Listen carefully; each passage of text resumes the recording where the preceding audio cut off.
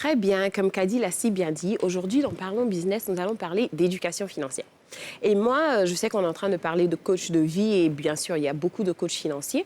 Mais moi, je parlais d'un peu du revers de la médaille, comment il est très important de s'éduquer soi-même et d'essayer d'apprendre. Comme on l'a dit plus tôt, l'information est disponible, ça y est, en ligne, dans les livres. Il y a beaucoup d'ouvrages sur comment épargner, comment investir.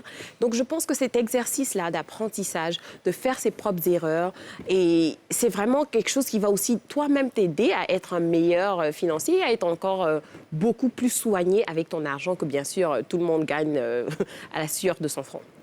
Donc, voici quelques petits conseils, malgré que je ne suis pas coach financier, pour vraiment avoir une très bonne éducation financière. La première des choses, la dernière fois, on a parlé d'épargne. Donc là, je vais parler plutôt de placement financier, c'est-à-dire une fois que tu as épargné cet argent, la tendance ici, moi, je dirais, c'est plutôt de garder soit l'argent en banque, soit chez soi, ou bien le plus que les gens font, c'est peut-être des investissements immobiliers, c'est-à-dire on achète un terrain ou on achète une maison. Mais maintenant, avec encore l'évolution de nos marchés financiers, il y a beaucoup plus de possibilités. Maintenant, le problème est vraiment, nous qui sommes dans le domaine, on fait face tout le temps. Le manque encore de connaissances et de savoir sur la chose font que les gens sont très dubitatifs. Ils ne sont pas prêts à investir sur les marchés. Ils ne sont pas prêts à même donner de l'argent à investir dans les compagnies. Et donc, ça fait que le marché, quand même, est assez, disons, pas aussi évolué que dans d'autres milieux. Donc, moi, je me dis, quand tu as cette épargne, c'est de déterminer tes objectifs. Moi, je dis toujours que l'argent assis chez toi ne travaille pas. L'argent doit travailler pour que, bien sûr, vous ajoutez de la plus-value.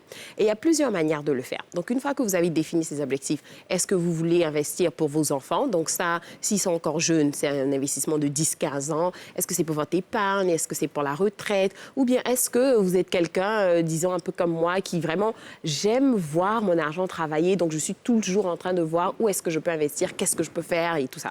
Donc, une fois que tu définis ces objectifs-là, c'est de maintenant voir quel type de rentabilité on veut. Et là, je tiens vraiment à préciser que la plupart du temps, quand je vois des trucs où on me dit un taux de gain de 50%, de 60%, ton argent va doubler, il faut déjà te méfier. Faut avoir peur. Faut avoir peur. Parce que... C'est quand on va aller trop vite, plus vite que la musique. Exactement. Et donc, il faut quand même faire un peu de benchmarking et de comparer autour de nous-mêmes. Le S&P 500, qui est l'un des marchés les plus évolués, ils sont autour de 15 maximum à 19% par an.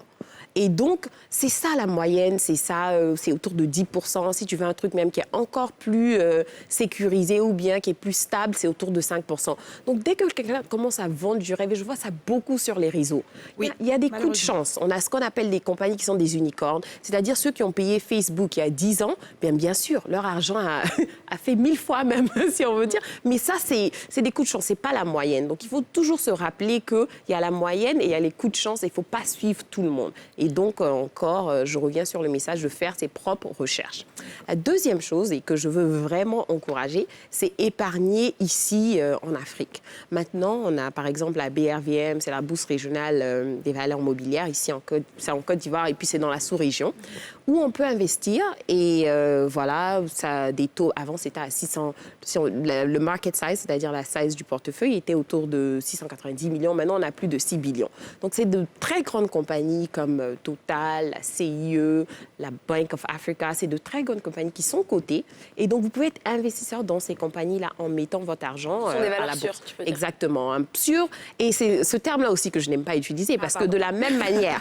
Non, moi, je suis très... c'est-à-dire très pragmatique. C'est pour ça que je ne veux pas être coach. Je vais venir te voir, j'ai dit, ton argent peut diminuer, ça peut augmenter. Mais toi, là, je suis vraiment... Et c'est ça aussi qui est très important, surtout avec un coach financier. C'est quelqu'un qui va être honnête.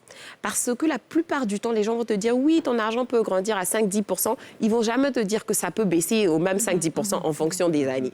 Donc, il faut être vraiment toi-même faire tes recherches ou bien trouver quelqu'un d'honnête et de transparent qui va vous dire la vérité.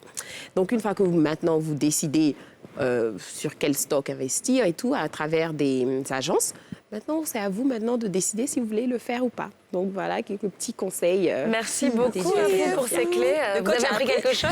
Bien sûr, j'ai appris. Écoutez, c'est ce que vous disiez tout à l'heure, on aime apprendre et on apprend toujours. On apprend toujours.